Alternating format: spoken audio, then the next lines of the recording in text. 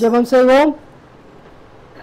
எங்களை நேசிக்கிற எங்கள் நல்ல தகப்பனே, இந்த ஓய்வு நாளை தந்தமைக்காக உம்மை துதிக்கிறோம், ஸ்தோத்திரிக்கிறோம். கர்த்தாவே, உம்முடைய மேலான நோக்கங்கள் நிறைவேறத்தக்கதாக கர்த்தர் எங்களை விதமாக அழைத்து வருகிறீர்.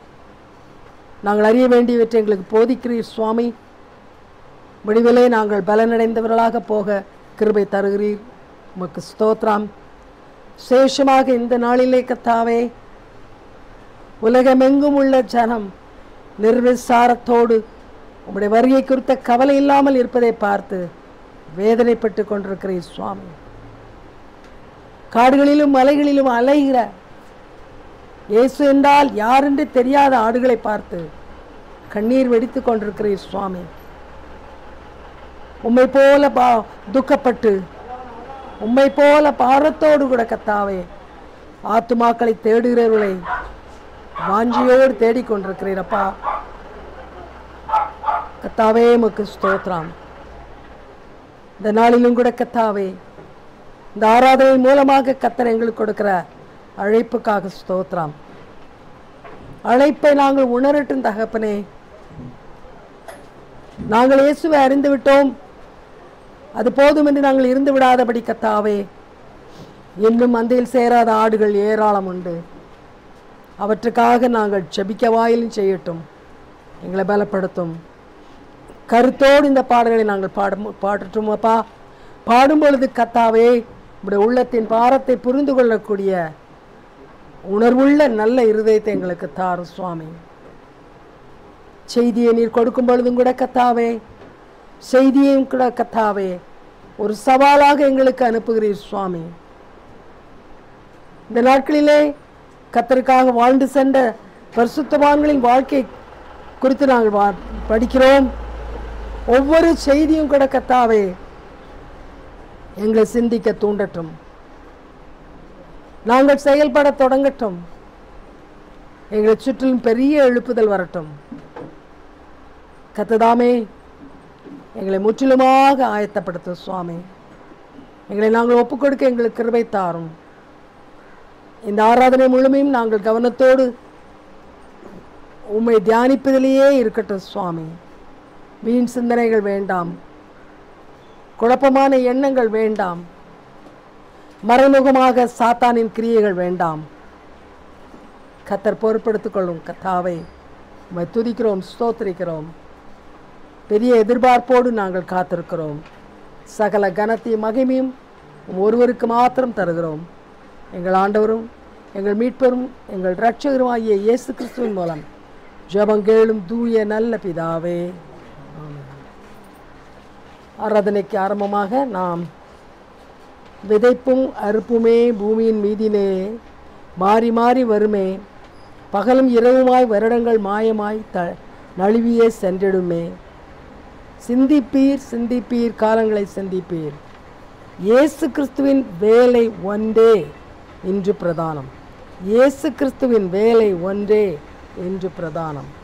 ஆண்டவர் நம்மோடு கூட பேசுகிறார். எத்தனையோ வேலைகளில் நாம் ஈடுபட்டிருக்கிறோம். பல காரியங்களை, நம்முடைய ஒருவேளை பிழைப்பு கிடைத்த அலுவல்களை கூட மிக கவனத்தோடு நாம் செய்து கொண்டிருக்கிறோம். ஆனால் எல்லா வேலைகளிலும் பிரதானமான வேலை ஆண்டவர் இன்றைக்கு நம்மோடு சொல்லுகிறார், நம்மிடத்தில் சொல்லுகிறார், இயேசு கிறிஸ்துவின் வேலை. மற்ற எல்லா வேலைகளுக்கும் ஆட்கள் ஏராளம் உண்டு. மற்ற வேலைகளை மக்கள் தேடி சென்று கொண்டிருக்கிறார்கள். ஆனால் தன்னுடைய வேலையை செய்யும்படி ஆண்டவர் நம்மை தேடி வருகிறார். யோசித்து பாருங்கள். சர்வ சிருஷ்டியும் படைத்த ஆண்டவர் தனக்கு ஆள் இல்லாமல் ஆட்களை தேடி கொண்டிருக்கிறார். ஒருவேளை இன்றைக்கு நாம் அவருக்கு இணங்கி அவருடைய வார்த்தைகளுக்கு செவி கொடுத்து, ஆண்டவரே நான் இருக்கிறேன், நான் போவேன், அல்லது நான் நற்செய்தியை இருக்கிற இடத்திலே சொல்லுவேன், அப்படி இல்லாவிட்டாலும் கூட சாட்சியாய் வாழ்வேன், இப்படி நாம் சொல்லுவோமா என்று ஆண்டவர் அவளோடு காத்திருக்கிறார். ஆகையினால் சிந்திப்பீர் சிந்திப்பீர் காலங்களை சிந்திப்பீர், இன்னும் அதிக காலம் இல்லை.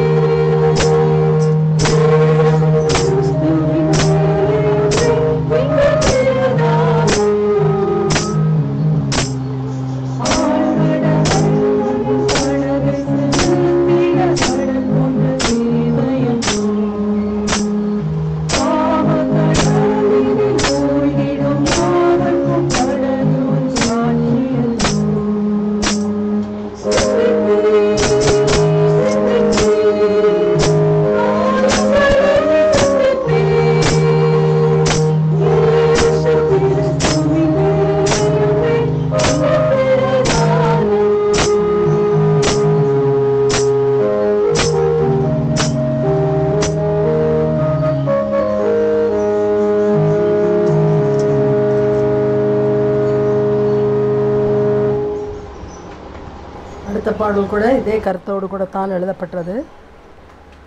மந்தையில் சேரா ஆடுகளே, எங்கிலும் கோடி கோடி உண்டே, சிந்தையில் ஆன்ம பாரம் கொண்டே, தேடுவோம் வாரீர் சபையே, மந்தையில் சேரா ஆடுகளே. ஆண்டவர் இன்றைக்கு நம்ம ஒவ்வொருவரையும் மேற்பரலாக வைத்து பேசுகிறார். எத்தனையோ ஆடுகள் இன்னும் மந்தையில் சேரவில்லை. இயேசு என்றால் யார் என்று தெரியாது.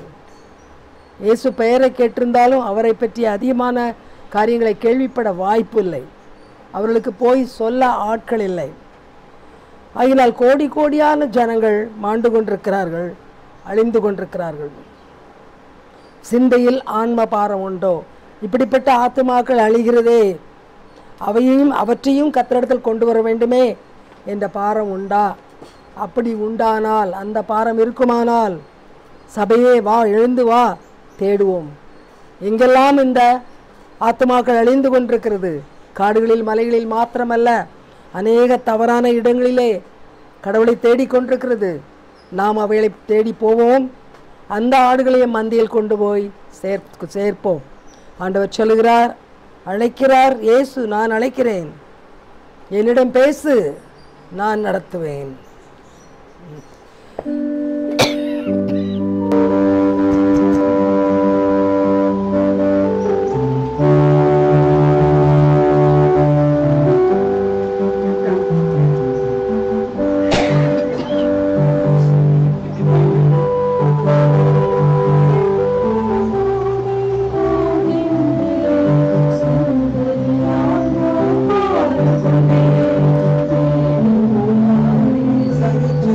you.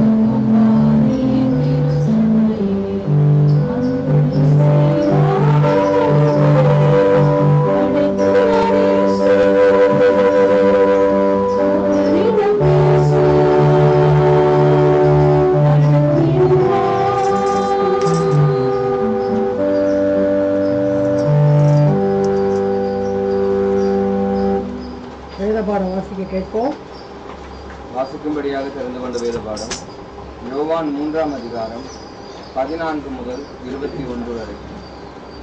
யோவான் 3ஆம் அதிகாரம் 14 முதல் 21 வரை. பக்கம் எண் 127. சர்ப்பமானது மோசேயினால் வனாந்தரத்திலே உயர்த்தப்பட்டது போல மனுஷகுமாரனும் தன்னை விசுவாசிக்கிறவன் எவனோ அவன் கெட்டு போகாமல் நித்திய ஜீவனை அடையும்படிக்கு உயர்த்தப்பட வேண்டும். தேவன் தம்முடைய ஒரே பேரான குமாரனை விசுவாசிக்கிறவன் எவனோ அவன் கெட்டு போகாமல் நித்திய ஜீவனை அடையும்படிக்கு அவரை தந்தருளி இவ்வளவாய் உலகத்தில் அன்பு கூர்ந்தார். உலகத்தை ஆக்கினைக்குள்ளாக தீர்க்கும்படி தேவன் தம்முடைய குமாரனை உலகத்தில் அனுப்பாமல் அவராலே உலகம் ரட்சிக்கப்படுவதற்காகவே அவரை அனுப்பினார். அவரை விசுவாசிக்கிறவன் ஆக்கினைக்குள்ளாக தீர்க்கப்படான்.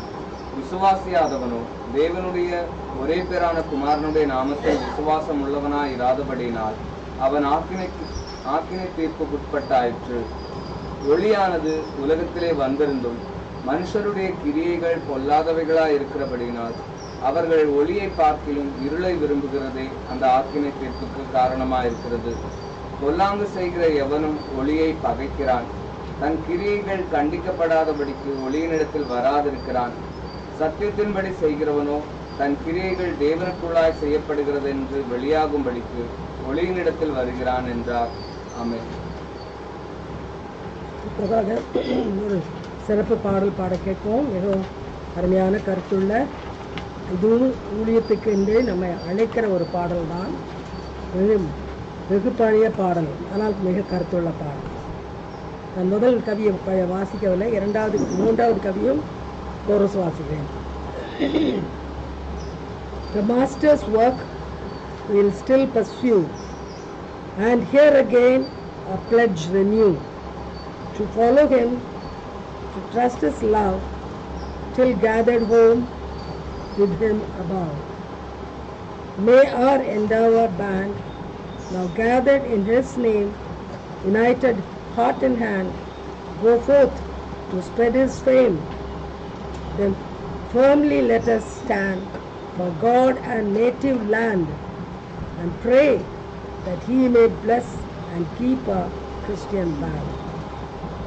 சேஷமாக நம்முடைய நாட்டு மக்கள் ஆண்டவர் அறிய வேண்டும்.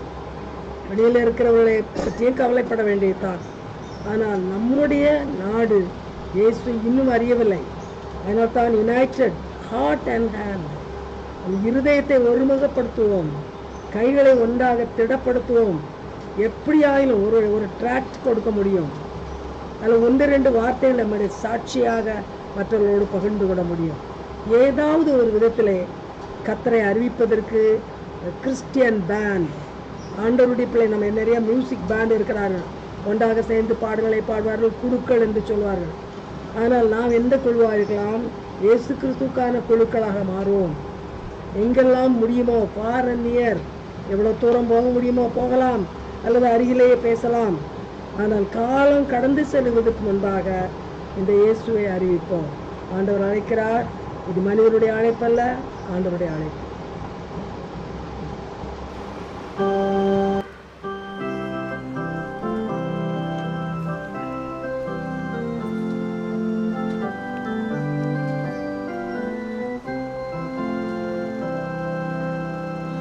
A Christian man to read his every line is filled with hope and joy divine. May and never band, now gathered in his name, united heart and hand, go forth to spread his fame.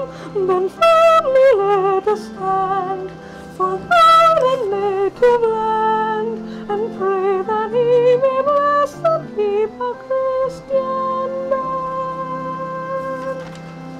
I gather here where all may sing glad songs of praise to Christ our King, where youthful hearts may find the way that leads to life, and endlessly. May our endeavor band, now gathered in His name, united heart and hand, go forth to spread His fame. Then யோசேப்பை பற்றிய சாட்சியை முடித்து விட்டோம். ஆகையினாலே மோசேயை குறித்து பார்க்க போகிறோம். ஆனால் இதற்கு முன்பாக ஆவியானவர் கில்கால் சபைக்கு ஒன்றை சொல்கிறார். கில்கால் சபை என்று சொல்லும் பொழுது GLC GTGM, Glory to God Ministry, இரண்டு சேர்ந்தது தான் கில்கால் சபை.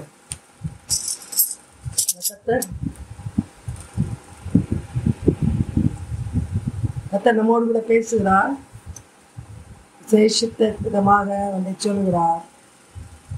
இந்த கடைசி நாட்களிலே நாம் உழைக்க அழைக்கப்பட்டிருக்கிறோம். ஆனால் நம்மால் அதிகமாக செய்ய முடியவில்லை.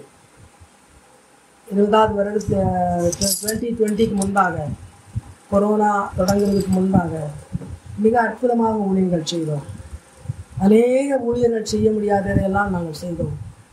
வாரத்தில் 2 நாள் அவுட்ரீச் போனோம். வேலூர் ஜில்லா முழுவதுமே நாங்கள் பார்க்காத இடம் கிடையாது. மிக அருமையாக, ஏதோ அரை மணி நேரம் 1 மணி நேரம் இல்லை, மினிமம் 3 hours to 4 hours நாங்கள் காஸ்பல் ஒர்க்கில் ஈடுபட்டோம். ஒவ்வொரு சண்டையும், ஒவ்வொரு வென்ஸ்டேயும். புதன்கிழமை VLC-யாக சென்றோம், ஞாயிற்றுக்கிழமை Glory to God மினிஸ்ட்ரியாக போனோம். ஆனால் அந்த மினிஸ்ட்ரி இனிமேல் முடியாது, நின்று போயிடுச்சு. கொரோனாவினால் நின்று நிறுத்தினோம், அது திரும்ப தொடங்கவில்லை. நான் ஆண்டவர் சொல்லுகிறார், கில்கால் சபையத்தில் சொல்லுகிறார், உங்களால் முடிந்த மிக முக்கியமான ஒரு காரியம் சாட்சியாக வாழ்வது. உங்களுடைய சாட்சி வாழ்க்கை அநேகரை தொட முடியும், அநேகர் கிறிஸ்துவுக்குள் வர முடியும். நான் வெட்கத்தோடு சொல்லுகிறேன். ஏனென்றால் நான் இந்த சபையை, நான் ஒரு பாஸ்டர் கிடையாது, உலக பிரகாரமான ரெவரண்டும் கிடையாது, டாக்டரும் கிடையாது, ஆண்டவரால் அழைக்கப்பட்ட ஊழியக்காரி. ஆனால் ஒரு சிறு சபையை கொடுத்து நடத்து என்று அவர் சொன்னார். நானாக எடுக்கவில்லை. அதனால்தான் நீங்கள் பார்க்கிறீர்கள், காணிக்கை வாங்குவதில்லை. மற்றவர்களைப் போல எதுவும் சட்டத்திட்டத்துக்கு உட்பட்டு எதுவும் செய்வதில்லை. கர்த்தருடைய வார்த்தைக்கு மாத்திரம் கீழ்ப்படுகிறோம். ஆனால் இந்த சபையிலே ஆண்டவர் எனக்கு ஒரு நல்ல மனசாட்சியை கொடுத்திருக்கிறார், உத்தம மனசாட்சியை கொடுத்திருக்கிறார். சாட்சியோடு வாழ ஒரு மனசாட்சியை கொடுத்திருக்கிறார். அது என்ன ஒரு காரியமாக இருந்தாலும் அந்த சாட்சி குறைவாக வாழ்வதற்கு ஒரு பயம், அதில் மிகுந்த ஜாக்கிரதையோடு கூட வாழ முடிகிறது. இங்குமங்கும் ஒரு சில காரியங்களில் தவறினாலும் கூடுமானவரை சாட்சியை இழக்காமல் வாழ முடிகிறது. ஆனால் இன்றைக்கு நான் இந்த கில்கால் சபையிலே பங்கு கொள்கிற மக்களை குறித்து கேள்விப்படுகிற காரியங்கள் எல்லாம் அவ்வளவான திருப்தியை கொடுப்பதாக இல்லை. தேவ மக்களை ஆண்டவர் வருத்தப்படுகிறார். நம்முடைய கூடுகையில் அவருக்கு மிகுந்த சந்தோஷம் உண்டாகிறது என்று நாம் சொல்லிவிடக்கூடாது. எல்லா இடங்களிலும் ஜனங்கள் கூடுகிறார்கள். பஸ் ஸ்டாண்டுக்கு போங்கள், பஸ் ஸ்டாப்புக்கு போங்கள், ஆட்கள் கூடுகிறார்கள். மார்க்கெட்டுக்கு போனால் அதை விட அதிகமான ஆட்கள் கூடுகிறார்கள். சினிமா தியேட்டரில் டிக்கெட் இல்லாமல் முண்டி எடுத்துக் கொண்டு ஓடுகிறார்கள். ஆகிய இது ஒரு கூடுகை, one more gathering, that's all. அப்படி இருக்குமானால் ஆண்டவர் எவ்வளவு வேதனைப்படுவார் தெரியுமா? அவர் சிரத்தையோடு பேசுகிறார். நான் நிச்சயமாக உங்களுக்கு கில்கால் சபைக்கு சொல்ல முடியும், இங்கே கொடுக்கப்படுகிற செய்தி ஒன்றும் தானாக ஒரு ஃபேன்சி டெய்லாக வரவில்லை. பல ஆண்டுகளாக இந்த ஆராதனை நடக்கிறது. ஒவ்வொரு மெசேஜும் ஆண்டவர் சொல்லுகிறது தான். கர்த்தர் இந்த டாபிக்ல இப்படி பேச வேண்டும் என்று சொல்லுகிறது மாத்திரம்தான் நடக்கிறது. அவரை எதற்காக அப்படி சொல்லுகிறார்? ஒரு கூட்ட மக்களை சாட்சியோடு வாழ்வதற்கு நான் உருவாக்க வேண்டும். அவருடைய ஒரே கரிசனை அதுதான். இங்கே வந்து நம்ம எதுவும் சாதிக்கவில்லை. கொஞ்சம் தயவு செய்து நன்றாக கவனிங்க. ஆண்டவர் இன்னைக்கு பேசுகிறார், நீங்கள் இப்படி வந்து ஓய்வு நாளிலே கூடி வருவதனால் எனக்கு லாபம் இல்லை, உங்களுக்கும் லாபம் இல்லை. ஏனென்றால் இங்கே வருகிறீர்கள், ஆராதிக்கிறீர்கள், வீடு போனுடனே back to square one. Snake and ladder படிப்பா விளையாட்டு தெரியும். பாம்பு கொத்துன உடனே நம்பர் 1க்கு திரும்பி வந்துடுறோம். அதான் பேக் டு ஸ்கொயர் 1. அதே தான் நடந்து கொண்டிருக்கிறது. ஒரு சாட்சி இல்லை, வார்த்தையில் சாட்சி இல்லை, நடத்தையில் சாட்சி இல்லை. ஆண்டவரை வேதனைப்படுத்தி கொண்டிருக்கிறோம். ஆகினால் சுவிசேஷம் சொல்ல முடியாவிட்டாலும் அவரவருடைய தூங்காத அவரவருடைய வீட்டிலே சாட்சியாயிருக்கும், இருக்கிற இடத்திலே சாட்சியாயிருக்கும். நம்மை பார்க்கிறவர்கள் இவர்கள் கிறிஸ்தவர்கள் என்று சொல்லுங்கள். நம்முடைய ஒவ்வொரு நடத்தையும் இவர்களுக்குள் கிறிஸ்து இருக்கிறார் என்று மற்றவர்கள் நமக்கு சர்டிபிகேட் கொடுப்பதற்கு இல்லை, எனக்கும் அந்த இயேசு வேண்டும் என்று கேட்பதற்காக. உங்களால் இந்த சமுதாயத்தில் இப்படி எப்படி வாழ முடியாது, எங்களுக்கு சொல்லுங்கள் என்று கேட்க வர வேண்டும். அந்த விதத்திலே நாம் சாட்சியாய் வாழ வேண்டும். அருமையான தேவனுடைய பிள்ளைகளே, இதை நாம் செய்யாவிட்டால் நம்முடைய ஆராதனை வீண். திரும்பவும் நான் சொல்கிறேன், ஓய்வு நாளிலே ஆராதனைக்கு வருவதில்லை, ஒரு பிரயோஜனம் இல்லை, ஒரு பிரயோஜனம் இல்லை. கர்த்தருடைய சமூகத்தில் நாம் ஆக்கினைக்குட்படுவோம். இதுதான் பவுல் அப்போஸ்தலன் சொல்லித்த பக்தியின் வேஷம் தரிப்பது, பலனை மறுதலிப்பது. அதில் ஒரு பிரயோஜனம் இல்லை. உண்மையாக இயேசுவை நேசித்தோமானால் நம்மை பார்க்கிறவர்கள் இயேசுவை பார்க்க வேண்டும். தினமும் நான் சொல்கிறேன், நம்மை பார்ப்பவர்கள் இயேசுவை பார்க்க வேண்டும். இப்பொழுது கட்சிகளினுடைய பிரச்சாரம் நடந்து கொண்டிருக்கிறது. அந்த பிரச்சாரங்களை கேட்டீர்களானால் அவர்கள் சொல்கிறார்கள், இந்த தொகுதியிலே நம்முடைய கட்சி ஜெயிக்காவிட்டால் அதனுடைய விளைவு மோசமாக இருக்கும், you will face the consequences என்று சொல்கிறார்கள். அப்படியானால் கட்சியினுடைய பிரதிநிதித்துவத்தில் அவ்வளவு ஜாக்கிரதையாக இருக்க வேண்டும். மனிதன் சொல்லுகிறான், உலகத்தானால் ஏற்படுத்தப்பட்ட ஒரு அரசியல் கட்சி, அவர்களே அப்படி சொல்வார்களானால் கிறிஸ்துவின் நாமத்தை சொல்லி கூடி வருகிற நாம் இஷ்டப்படி வாழும் பொழுது எவ்வளவு வேதனை ஆண்டவருக்கு யோசித்து பாருங்கள். நம்முடைய இஷ்டப்படி வாழ்ந்து கொண்டிருக்கிறோம். எதுவும் பேசலாம், எதுவும் செய்யலாம். யார் பார்த்து சிரித்தால் என்ன, நான் நீதிமான். கவனிங்கள், எப்பொழுது நான் நீதிமான் என்று நினைக்கிறோமோ அதுவே நம்முடைய பிட்ஃபால், மகா கேடுள்ள ஒரு நிலைமை. ஒவ்வொரு நாளும் நம்மை தாழ்த்துறேன். ஆண்டவரே, நான் சாட்சியோடு வாழ வேண்டும். என்னால் செய்யக்கூடியது ஒன்று, அது ஒன்றுதான். கில்கால் சபையாக நான் சாட்சியாக வாழ வேண்டும். என்னை பார்க்கிறவர்கள், என் வார்த்தைகளை கேட்கிறவர்கள் உண்மை அறிய வேண்டும். எனக்கு அந்த கிருபை பாராட்டும். ஒருவேளை நான் அப்படி செய்ய முடியாவிட்டாலும் மற்றவர்கள் இடறி விழும்படியாக சந்தி செடிக்க நான் நடக்கக்கூடாது. இவர்களும் கிறிஸ்தவர்களா என்று மற்றவர்கள் சொல்லுகிற விதத்தில் நாங்கள் நடக்கக்கூடாது. எங்களுக்கு அப்படிப்பட்ட கிருபை பாராட்டும், உதவி செய்யும். இந்த ஜெபத்தை நாம் ஏறெடுக்க வேண்டும் தேவனுடைய பிள்ளைகளை. அப்படி நாம் செய்யாவிட்டால் கில்கால் ஃபெலோஷிப் என்ற பெயரை விட்டுவிட்டு வேற ஏதோ சொல்லிக் கொள்ளலாம்.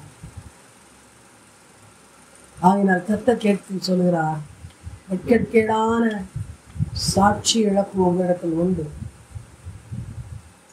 மற்றவர்கள் சந்தி சிரிக்கும்படியான சாட்சி இல்லா வாழ்க்கை உங்களிடத்தில் இருக்கிறது. அதை மாற்றிக்கொள்ளுங்கள், திருத்திக் கொள்ளுங்கள் என்று ஆண்டவர் சொல்கிறார். கர்த்தருடைய வார்த்தைக்கு கீழ்ப்படிவோம், சாட்சியோடு வாழ்வோம். பாருங்கள், மோசேயை பற்றி நாம்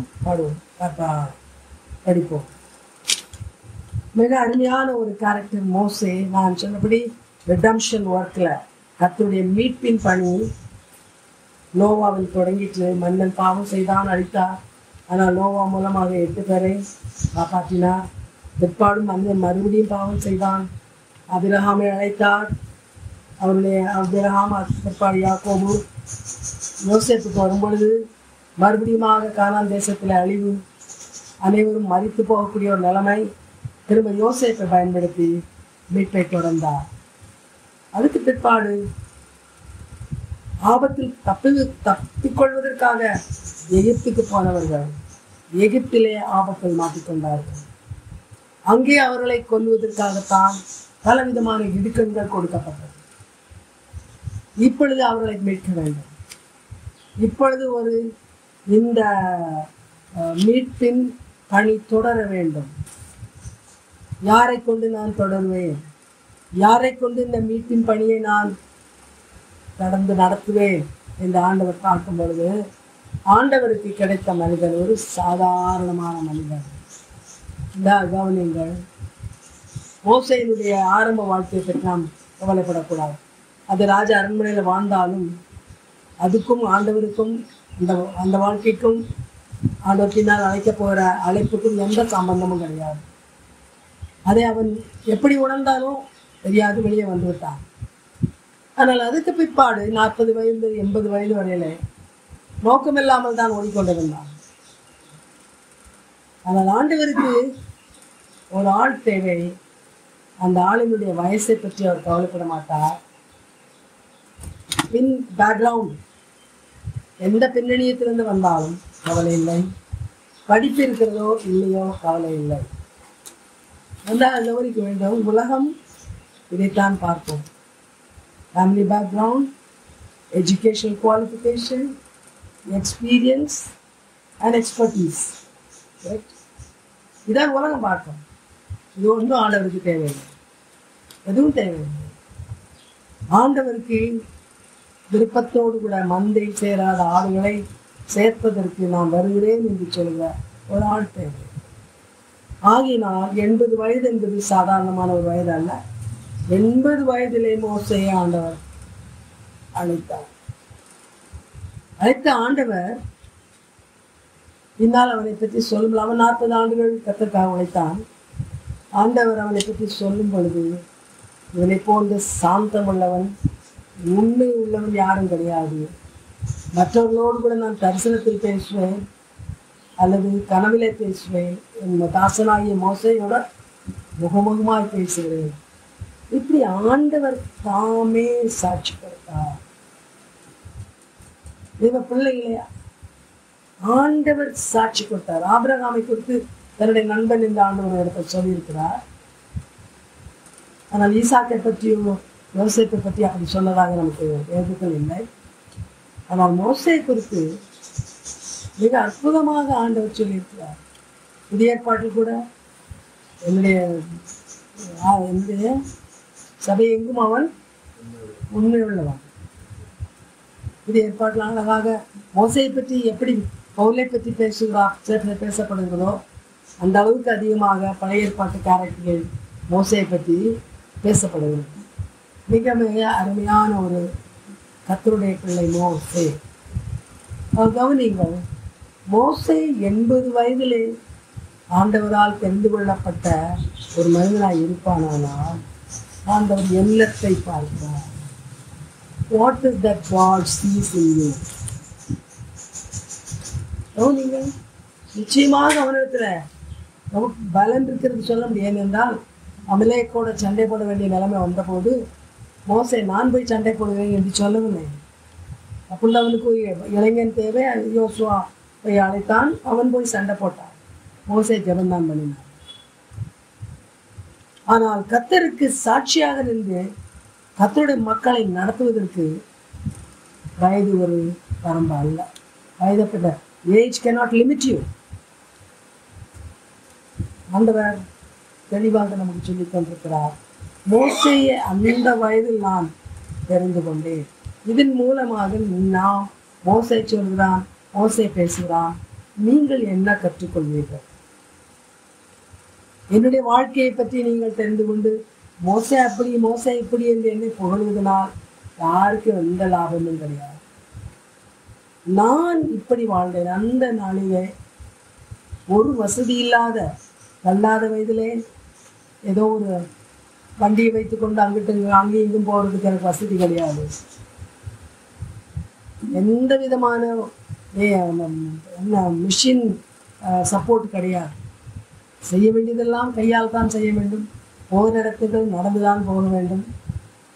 அப்படிப்பட்ட ஒரு சூழ்நிலையில் அந்த முதிர் வயதில் ஆண்டவர் மோசே நீ ஏன் இப்படி செய்கிறாய் என்று என்னை கேட்க வைக்கவில்லை. ஏன் இப்படி செய்யாமல் விட்டாய் என்று ஆண்டவர் என்னை கேட்க வைக்கவில்லை. நான் சாட்சியோடு வாழ்ந்தேன். ஆண்டவருடைய பணியை பூரணமாக நிறைவேற்றினேன். நீங்கள் எப்படி இருக்கிறீர்கள்? முதல் கேள்வி அல்ல. என்னை குறித்து நீங்கள் தியானிக்க வருவீர்களானால் நான் கேட்கிற கேள்வி, உங்களுடைய நிலைமை என்ன? பல ஆண்டுகள் நீங்கள் ஒருவேளை ஆலயத்தை ஆராதித்திருக்கலாம், ரட்சிக்கப்பட்டிருக்கலாம், ஒருவேளை ஞானஸ்நானம் எடுத்திருக்கலாம், ஒருபடி முன்னே சென்று அபிஷேகம் கூட பெற்றிருக்கலாம். நீங்கள் ஆண்டவருக்காக சாதித்தது என்ன? எந்த விதத்தில் நீங்கள் ஆண்டவருடையவர்கள் என்பதை மக்களுக்கு காண்பித்தீர்கள்? மோசே கேட்கும் பொழுது என்ன பதில் சொல்லுவோம்? என்ன பதில் சொல்லுவோம்? நம்முடைய பெரிய பேரியர் என்ன தெரியுமா? ஐ ஆம் ஆல் ரைட். நம்மை நாமே 2 வசனம் வாசித்தால் இன்னைக்கு பைபிள் வாசிப்பேன். நமக்காகவே 2 ஜெபம் பண்ணியிருப்போம். என் கூட வாரும், என்னோட ராத்திரி நான் தூங்கும்போது பக்கத்தில் உட்காரும், இதுதான் ஜெபம். ஆனால் நான் ஜெபம் பண்ணிவிட்டேன்.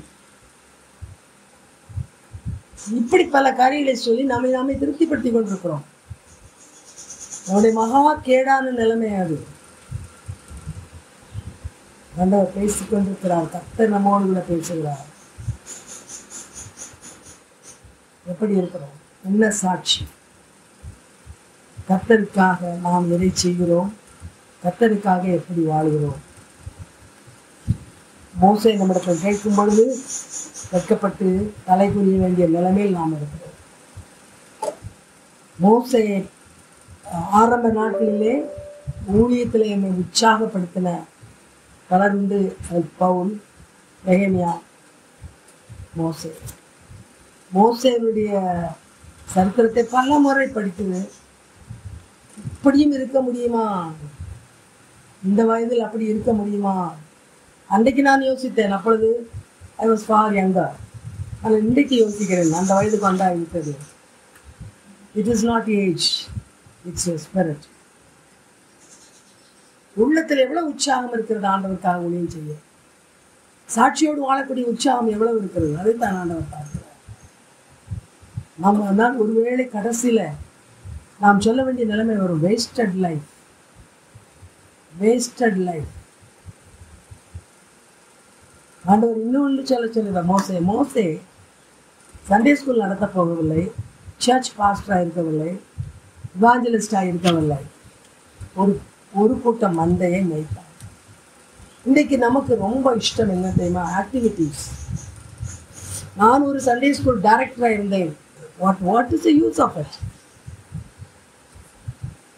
நான் அந்த டைரக்டராக இருந்தேன், இந்த டைரக்டர் என்ன பிரயோஜனம்? அது உங்களையும் மாற்றாது, மற்றவர்களையும் மாற்றாது. அதான் மினிஸ்ட்ரி. மினிஸ்ட்ரி என்றால் என்ன? Evangelism is it should be attached to any ministry. எந்த ஒரு ஊழியமானாலும் ஆத்மா ஆதாயம் அதில் இருக்க வேண்டும். ஆத்மா ஆதாயம் இல்லாத ஊழியம் கிடையாது. அது என்னமோ நாம் வேலை செய்துவிட்டு இப்பொழுது அதெல்லாம் நடந்து கொண்டிருக்கிறது. எங்க அப்பாரு VBS, இந்த டைரக்டர் அவங்க அப்படி பண்ணினார்கள், இப்படி பண்ணார்கள், இந்த பிரைஸ் கொடு. What's the use? bunch of hypocrites everywhere. God is not accepting your activity. Moses never did anything. நல்லா கவனிங்க. இந்த மாதிரி காரியங்கள்லாம் அன்றைக்கு கிடையாது. சாட்சியோடு நின்றா மக்கள் எதிர்த்தார்கள், ஆனால் அசையவில்லை. கர்த்தர் சொன்னதை நான் முடிக்க வேண்டும். என்னுடைய வேலை கானானுக்கு கொண்டு போக வேண்டியது. இன்றைக்குள்ள காரியம் மக்களை கிறிஸ்துவுக்குள் கொண்டு வந்து பரலோக பிரஜைகளாக மாற்ற வேண்டும். அது என்னுடைய அழைப்பு. அதுதான் ஊழியம். இன்னைக்கு ஊழியம் என்ற பெயரில் கச்சரா வேலைகள் நடந்து கொண்டிருக்கிறது. செமினாரு, ஏதாவது என்னென்னமோ, I don't know, we can to name a few. The project, correct? What is the use? 101 projects you are doing, but no love, no humility, no nothing at all, no Christian virtue. You are at zero. What is the use of you doing something? Moses கேட்கிறார். Moses challenging. அதனால் அவர் சொல்லுகிற எந்த ஊழியத்தை கவனிங்க, எனக்கும் ஆண்டவருக்கும் உள்ள உறவு. மோசேனுடைய சீக்கிரத்தை என்ன தெரியுமா சொல்லட்டுமா? எந்த ஊழியமும், அதாவது ஊழியம் சொல்லும்போது வீட்டில் ஒரு ஹவுஸ் ஒய்ஃபாக இருக்கிறது ஊழியம், வேலை ஸ்தலத்திலே ஒரு சரியான வேலையாளாக இருப்பதும் ஊழியம்தான். எந்த இடத்துல எதுவாக இருக்கிறீர்களோ அதுவும் ஒரு ஊழியம்தான். அந்த இடத்துல நீங்கள் சரியாக இல்லாவிட்டால் யூ ஆர் a zero. புரியுதா? You can't be a good housewife, you can't be a good doctor, can't be a good teacher or a good student or good officer somewhere. Don't say you are a Christian. மோசே சொல்கிறார், மோசே ஆண்டவரோடு உறவை வைத்திருந்ததனால் குடும்பத்தை ஆதரித்தார். கஷ்டமான நேரத்தில் குடும்பத்தை அனுப்பிவிட்டார் மாமனாரோடு. திரும்ப வசதி வந்தவுடனே குடும்பத்தை ஏற்றுக்கொண்டார், அன்போடு வாழ்ந்தார். குடும்பத்தில் நல்ல உறவு. அந்த பழங்கா காலத்தில் உள்ள மக்களை தாறுமாறாக திட்டி இருக்கலாம், அவர்களை விரட்டி இருக்கலாம், செய்யவில்லை. என்னிடத்தில் கொடுக்கப்பட்ட அந்த மக்களை நேசித்தார். கடைசி வரைக்கும் தன்னோடு கூட உழைத்து கொண்டிருந்த யோசுவாவை அவ்வளவாக மதித்தார். ஆரோன் செய்தது பெரிய தவறு, ஆனால் ஆரோனை மதித்தார். கர்த்தரை நேசிக்கிறோம் என்று சொல்கிறவர்கள் ஹியூமன் ரிலேஷன்ஷிப்ல குறையற்று இருப்பார்கள். நல்லா கவனிக்கணும். ஆண்டவரை நேசிக்கிறேன் என்று சொல்லிவிட்டு மனித உறவிலே கோட்டை விட்டால் நீ ஆண்டவருடைய பிள்ளை இல்லை. கர்த்தரை நேசித்தால் கண் காணாத சகோதரனை நேசிப்பாய். கண் காணுகிற சகோதரனை நேசிக்காமல் அந்த சகோதரன் என்பவன் கணவனா இருக்கலாம், ஓன் பிரதரா இருக்கலாம், நேபரா இருக்கலாம், தேவை உள்ள ஒரு மனிதனா இருக்கலாம், கீழே வேலை செய்கிற ஒரு ஆளா இருக்கலாம், யாராவும் இருக்கலாம். அவர்களை நேசிக்காமல் நீ கர்த்தரை நேசித்தேன் என்று சொல்லாது. God doesn't want your love. That's not love. That's your showing off. That's all. என்னமா சாதிக்கிறது போல காட்டிக்கொண்டு இருக்கிறோம். இன்னைக்கு மத்தியானம் நீங்க போறீங்க ஒரு சாந்தி கிராமம் அந்த ஜிப்சி மத்தியில. If you consider that as an activity, don't go. Because I never did it as an activity. அந்த சாந்தி கிராம மக்களை உண்மையாக நேசிக்கிறோம், ஜிப்சிஸை உண்மையாக நேசிக்கிறோம். எங்களுடைய ஊழியத்தில் உண்மையான அன்பு உண்டு, ஸ்னோ கிடையாது. அப்படி இருந்தால் போங்கள். சும்மா போய் அவர்களுக்கு ஒன்றுமில்லை. அவர்களே சொல்வார்கள், நீங்கள் கொடுக்குற ரொட்டிக்காகவும் கேக்குக்காக நாங்கள் காத்திருக்கல, நீங்கள் கொடுக்குற அன்புக்காகத்தான். அவர்களே சொல்வார்கள். அதுதான் ஊழியம். ஊழியம் should be backed by God's love. அதனால தான் ஆண்டவரோடு கூட சரியான உறவு இருக்கு. மோசே சொல்லுகிறார், எனக்கும் ஆண்டவருக்கு நடுவிலே சரியான உறவு, 100க்கு 100 சரியான உறவு இருந்தபடியால் என்னால் ஊழியத்தை செய்ய முடிந்தது. நீங்கள் எப்படி செய்கிறீர்கள்? உங்கள் கிறிஸ்தவ வாழ்க்கை எப்படி இருக்கிறது? You can come and sit here. எல்லாருமே அந்த வெயில உட்கார. ஸோ ஆண்டவர் நம்மோடு கூட பேசிக்கொண்டிருக்கிறார். மோசையை குறித்து பேசுகிற ஆண்டவர் இன்றைக்கு சில காரியங்கள் விவரமாக நமக்கு நம்மளோட சொல்ல போகிறார். அதை வாசிக்க போகிறோம், தியானிக்க போகிறோம். அதனால் முகவரையாக ஆண்டவர் சொன்ன காரியத்தை மறந்து விடக்கூடாது. யாத்திராகம புத்தகம் 2வது அதிகாரம் 10-11 வசனங்கள். யாத்திராகமம் 2:10-11. பிள்ளை பெரிதான போது அவள் அதை பார்வோனுடைய குமாரத்தினிடத்தில் கொண்டு போய்விட்டாள். அவளுக்கு அவன் குமாரனானான்.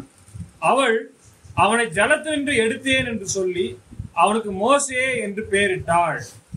மோசே பெரியவனான காலத்தில் அவன் தன் சகோதரரிடத்தில் போய் அவர்கள் சுமை சுமக்கிறதை பார்த்து தன் சகோதரராகிய எபிரேயரில் ஒருவனை ஒரு எகிப்தியன் அடிக்கிறதை கண்டு, நல்ல கவனிங்கள், மிக அழகாக மோசையை பற்றி இது மோசே ஊழியத்துக்கு வருவதற்கு முன்பாக நடந்த காரியம். அது முழுவதும் நான் சொல்ல முடியாது. அவன் ஒரு அந்நியன், ஆனால் குமாரத்தி அவனை எடுத்துக்கொண்டு போய் தன் வீட்டிலே ராஜகுமாரனாக வளர்த்தார். அவன் பின்னாலே ராஜாவாய் மாறி இருந்திருக்கலாம். எகிப்தின் ஒரு அந்த காலம் எகிப்து என்று சொல்லும்போது மிக ப்ரெஸ்டீஜியஸ் பிளேஸ் கண்ட்ரி, அங்கே தலைவனாக அவன் இருந்திருக்கலாம். ஆனால் என்ன செய்தான், அவன் அந்த இடத்தில் அந்த ஆடம்பரமான சூழ்நிலையில் வளர்ந்த போதிலும் அவன் பெரியவனான போது தன்னுடைய சகோதரனிடத்தில் போனான். இதில் தான் மோசேயுடைய உண்மையான தன்மை வெளிப்படுகிறது. ராஜாவினிடத்தில் இருக்கும் பொழுது ராஜ போஜனம், ராஜா அரண்மனையில் உள்ள சொகுசு வாழ்க்கை, ஆடம்பரமான வாழ்க்கை, இது மிக நன்றாக இருக்கும். ஆனால் அதே இடத்திலே அவனுடைய சகோதரர்கள் ஆகிய எபிரேயர்கள் அல்லது இஸ்ரவேலர் ராஜாவினுடைய ஆளுகைக்குள் பாடுபட்டு கொண்டிருந்தார்கள், கஷ்டப்பட்டு கொண்டிருந்தார்கள். அவர்கள் செங்கல் சூளையில வேலை பார்த்து கொண்டிருந்தார்கள். இவனுக்கு யோசனை வந்து, இவனுக்கு தெரியும் அவன் தண்ணீரிலிருந்து எடுக்கப்பட்டவன், தன்னை காப்பாற்றுவதற்காக தாயார் தண்ணீரில் போட்டால் அதற்கு ராஜகுமாரத்தை எடுத்தால் வளர்த்தால் எல்லா கதையும் தெரிஞ்சிருக்கேன். ஆனால் நான் சந்தோஷமா இருக்கேன். Okay, let them suffer.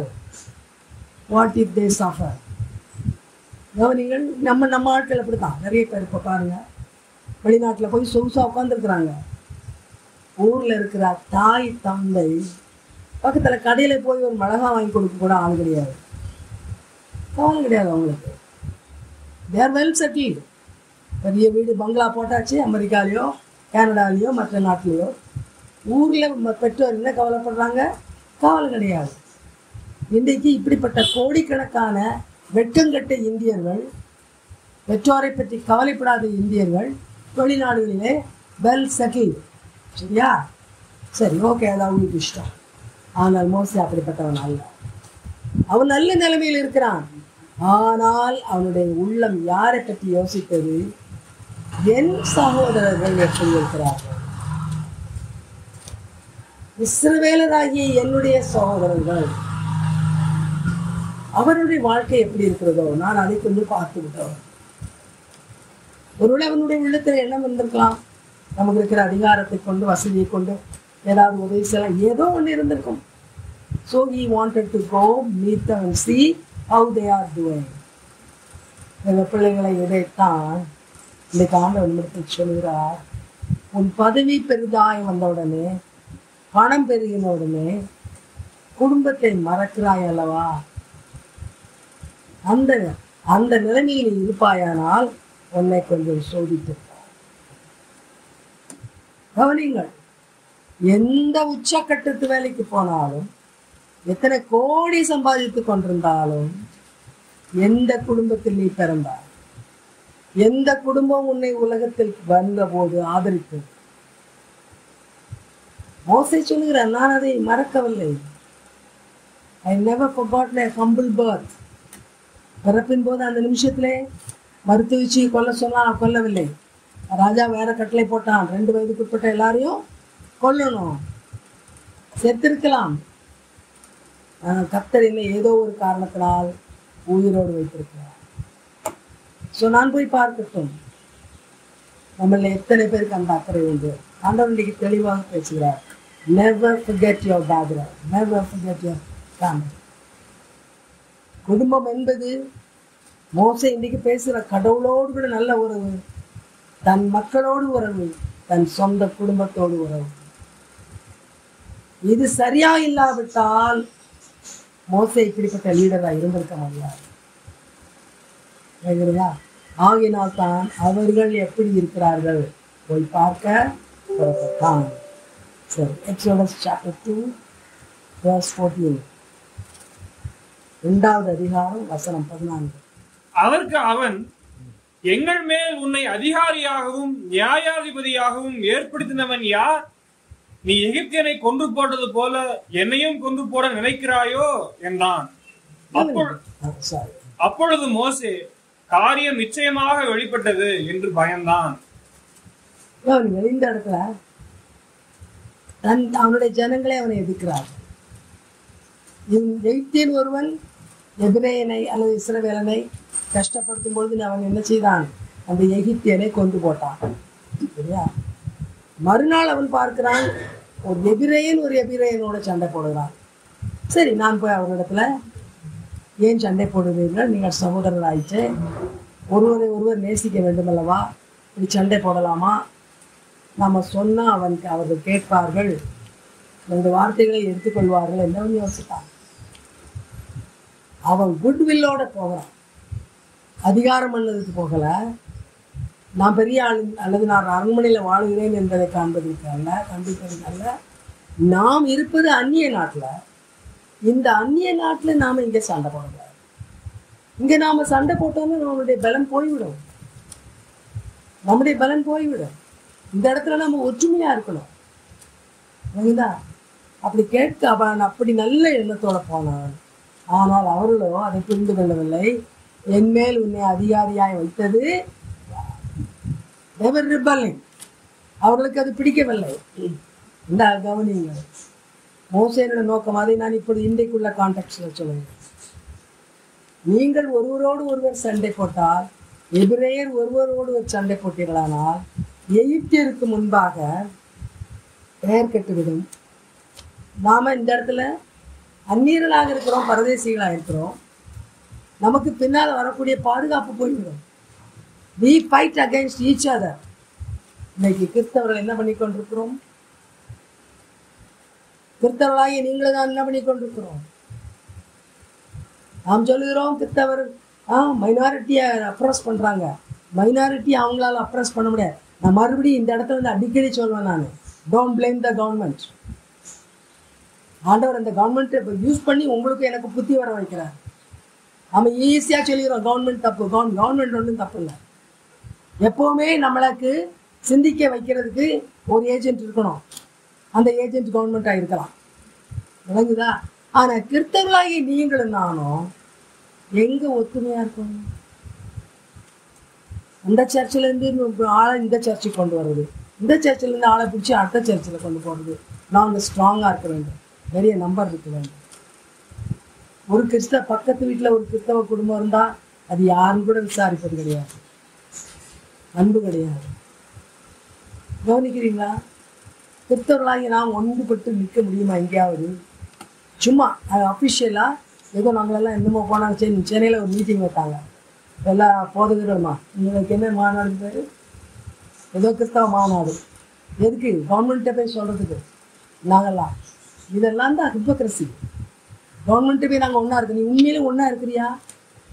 ஒருத்தனை கண்டா ஒருத்தனுக்கு பிடிக்காது, கரெக்டா? சண்டை குழப்பம். அங்கே கவர்மெண்ட்டை போய் என்ன சொல்கிறது? நாங்கள் ஒன்றா இருக்கிறோம், நாங்கள் மைனாரிட்டி, எங்கள் ரைட்ஸ் எல்லாம் கொடுக்குங்க. அவங்களுக்கு தெரியாதா?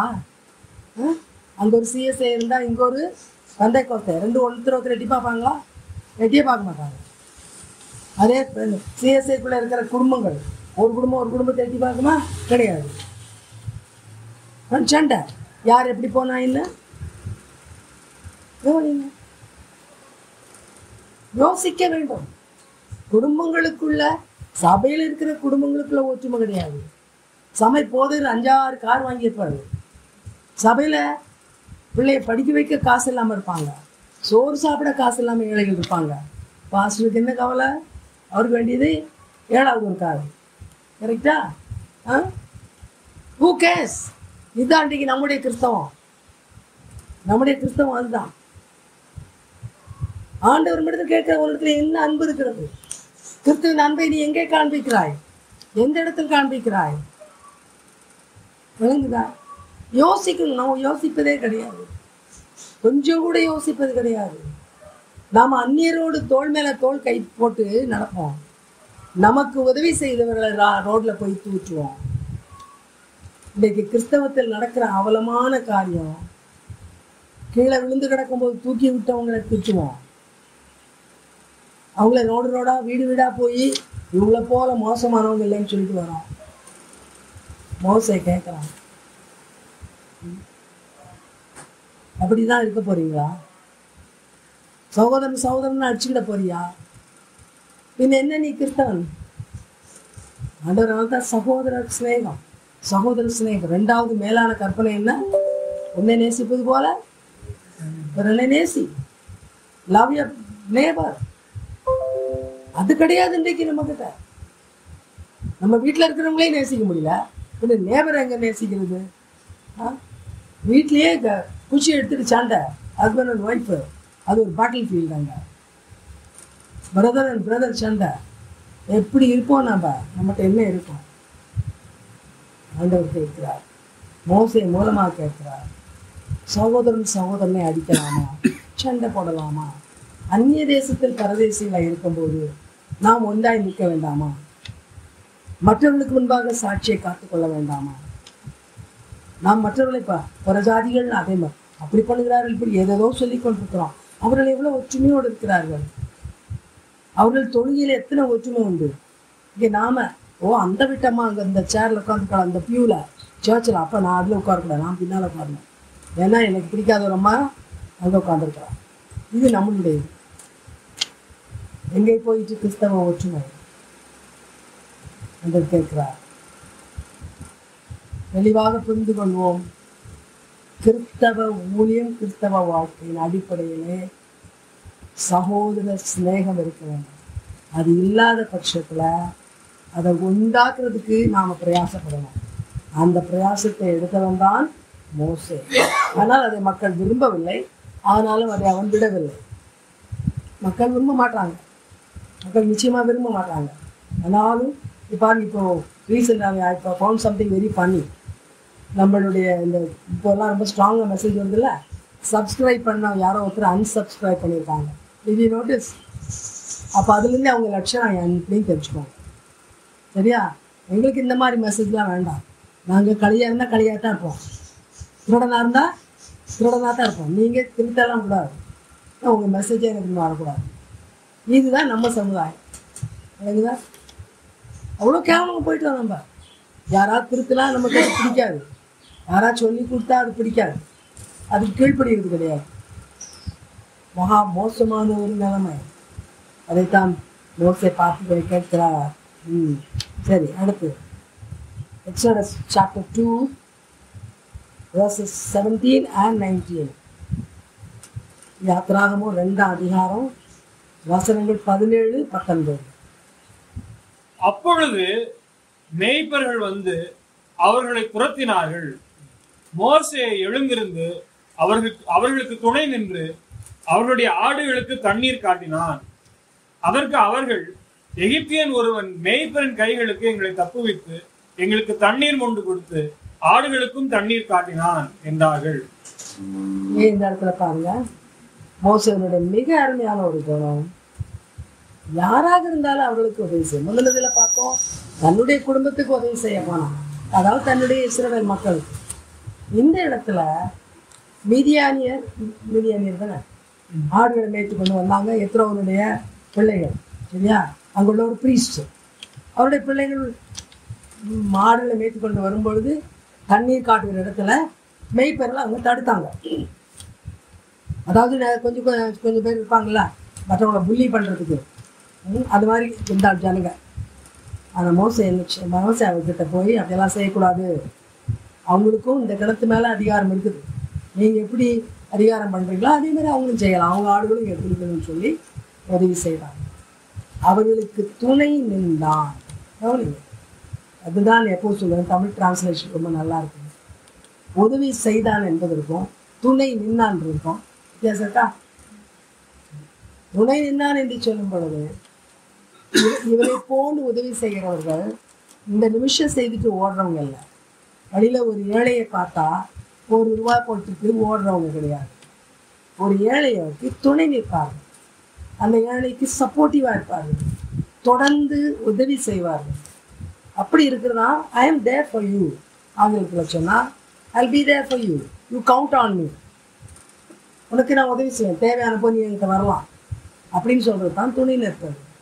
ஸோ அந்த ஒரு குணம் மோசைக்கு இருந்தது. அதனால தான் துணை நின்றார். அந்த மேய்ப்பரன் கைகளுக்கு இந்த பெண்களை என்ன செய்தான்? தப்பு வைத்தான். அப்படியானால் இன்னாரத்தான் தப்பு வைக்கணும்னு அவசியம் கிடையாது. நாம் உண்மையிலே கிறிஸ்துவனுடைய அன்போடு இருந்தால் சோஷியல் சர்வீஸ் தன்னால் வரும். நிறைய பேருக்கு சோஷியல் சர்வீஸ்க்கும் கிறிஸ்டியன் சர்வீஸ்க்கும் தேவை இல்லை. இது கூட ரொம்ப இருக்காங்க சோஷியல் சர்வீஸ் படித்தவங்க. சரி, சோஷியல் சர்வீஸ் கிறிஸ்டியன் சர்வீஸ் ரெண்டும் ஒண்ணுதானா அல்லது வேறையா? நான் சொல்லட்டுமா? ஒண்ணு. ஏன் தெரியுமா? கிரைஸ்டுடைய அன்பு இல்லாட்ட நீங்க சோசியல் சர்வீஸ் செய்ய முடியாது. வேறுக்காக போய் எதா பண்ணுவீங்க நீங்க? ரோட்ல நின்று யாராவது என்ன சொல்றது கஷ்டப்பட்டவங்க போனா சும்மா கையை பிடிச்சி அடுத்த பக்கம் விடுவீங்க. அதுக்கப்புறம் அவங்களுக்கு என்ன ஆச்சுன்னு தெரியாம போயிடும். எனக்கு அது சோசியல் சர்வீஸ்ன்னு சொல்லுவீங்க நீங்க. சரிங்களா? ஆனா கிறிஸ்துவின் அன்பு இருந்தால் இந்த துணை நிற்கிறாங்க, கூட நடப்பீங்க. You walk that extra mile with the person. புரியுதுங்களா? தேவையை சந்திப்பீங்க. ஏன்னா நம்ம நாட்டில் நம்ம ரொம்ப தேர்ச்சி பெற்றவங்க எதில் தெரியுமா? வேர்பலா I love you, I love யூன்ற வார்த்தைக்கு அன்புங்க அர்த்தமே கிடையாதுங்க. லவ்வுக்கு மீனஸ்ட் மீனிங், மிக லோ மீனிங் கொடுத்துருக்கிறது நம்ம சமுதாயம். புரியுதா? ஒருத்தரை நேசிக்கிறேன்னு சொன்னால் I be there with you, I help you, I support you. அப்படி நம்ம இருக்க வேண்டும். அந்நியர்களாக இருந்தாலும் அவர் யார்? நான் ஜாதியை பார்த்து உதவி செய்வேன், மதத்தை பார்த்து. மனிதன் மனிதன், எல்லா மனிதருக்கும் உதவி செய்யணும். ஏசாமி அந்த நாட்களில் எங்கே யூதர்கள் பட்டிருக்கிறாங்க வியாதியில் அங்கே மட்டும் செய்வேன் சொன்னாரா? எல்லாருக்கும் உதவி செய்தார். அதனால தான் அவர் கானானிய ஸ்திரீட்ட பேசிகிட்டு இருக்கும்போது சீஷர்கள் ஆச்சரியப்பட்டாங்க. என்னடாப்பா, ஒரு கானானிய ஸ்திரீய ஒரு எபிரேயன் அல்லது ஒரு யூதன் எட்டி கூட பார்க்க மாட்டானே, இவர் என்ன பண்ணுறாரு? இவ்வளோ ஃப்ரெண்ட்லியாக பேசிகிட்டு இருக்காரு. உதவி வரும் பொழுது, தேவையை சந்திக்கிற ஒரு ஆப்பர்ச்சுனிட்டி கிடைக்கும் பொழுது ஜாதியை பார்க்கணும், அதை பார்க்கணும். எல்லாருக்கும், எந்த ஒரு மனிதனுக்கும் நம்மால் உதவி செய்ய முடியுமானால் அதை செய்யாமல் இருக்கக்கூடாது. பைபிள் சொல்லுதா இல்லையா? நன்மை செய்ய சரியா சொல்லத்தல்ல. அது பிராணி இருக்கும்போது செய்யாமல் இருக்காங்க, அது இல்லை. தகுதி உள்ளவர்களுக்கு செய்யணும் இருக்குது ஒரு வசனம் இருக்குது. அது எப்படி எனக்கு தெரியாமல்ல. சரி, அது எங்கே யாருக்கு உதவி தேவையோ அவங்க யாராக இருந்தாலும். அதனால தான் மோசே இந்த அந்நிய மக்களுக்கு என்ன செய்தான்? உதவி செய்தான். அவங்களும் வாபஸ் போய் என்ன சொன்னாங்க? ஒரு எகிப்தியன் எங்களுக்கு உதவி செய்தான். அடுத்து எக்ஸோடஸ் 3 chapter 3 verses 2 and 5. 3ஆம் அதிகாரம் வசனம் 2, 5. அங்கே கர்த்தருடைய தூதனானவர் ஒரு முச்செடியின் நடுவிலிருந்து உண்டான அக்கினி ஜுவாலையிலே நின்று அவனுக்கு தரிசனமானார். அப்பொழுது அவன் உற்று பார்த்தான். முச்செடி அக்கினியால் ஜுவாலித்து எரிந்தும் அது வெந்து போகாமல் இருந்தது. அப்பொழுது அவர், இங்கே கிட்டி சேராயாக, உன் கால்களில் இருக்கிற பாதரட்சையை கழற்றி போடு, நீ நிற்கிற இடம் பரிசுத்த பூமி என்றார். ஆண்டவர் பார்த்துட்டே இருக்கிறார். இவன் ராஜா அரண்மனையை போய் வாழ்ந்தான். ஆனா இவன் முழுக்க ராஜா அரண்மனைக்குரிய காரியம் மனுஷனா வேலை செய்யலை. இவன் எப்படி வேலை செய்யறான்? கீழ்மட்டத்தில் இறங்கி அவன் ராஜாவுடைய அரண்மனையில் இருக்கும் பொழுது இந்த மாதிரி சர்வீஸ் செய்ய அவனுக்கு ஆப்பர்ச்சுனிட்டி கிடைச்சிருக்குமா? கிடைச்சிருக்காது. அவனுக்கு சேவை செய்யறதுக்கு இருக்க ஒரு கூட்டம் இருந்திருக்கும் சுத்தில. இதெல்லாம் தான் ஆண்டவர் பார்க்கிறார். ஒரு மனிதனை ஆண்டவர் ஊழியத்துக்கு ஏன் தேர்ந்தெடுக்கிறார்? நான் பேசுறது ஆண்டவர் தேர்ந்தெடுப்பது. தானாக போய் MTH BTH படிச்சு நீங்க நான் ஐயரு அல்ல நான் ரெவரண்டுன்னு சொல்லி உட்கார்றவங்களை நான் பேசுகிறேன். ஆண்டவர் உங்களை அழைத்தார், தன்னுடைய மேலான ஊழியத்துக்கு அழைத்தார். பார்த்துக்கிட்டே இருப்பார். நீங்கள் எந்த விதத்தில் மற்றவங்களை நேசிக்கிறீங்க, அந்த பாசத்தின் விளைவாக நீங்கள் எப்படி சேவை செய்வீங்க, உங்களுடைய ஆட்டிடியூட்.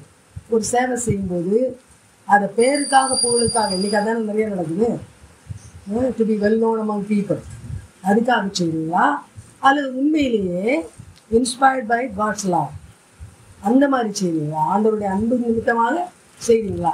இதெல்லாம் ஆண்டவர் அப்படித்தான் தெரிந்தெடுக்கிறார். நீங்கள் அந்த நாளில் ஆண்டவர் ஒரு ஊழியனை தேர்ந்தெடுக்கணும். ஒரு யங் ஃபெல்லோவை தேர்ந்தெடுத்துருக்கலாம். சவுலை தேர்ந்தெடுக்கும் போது சவுல் பவுலா மாறினார். சவுலை அவன் யங் ஃபெல்லோ, வாலிபன் தான்.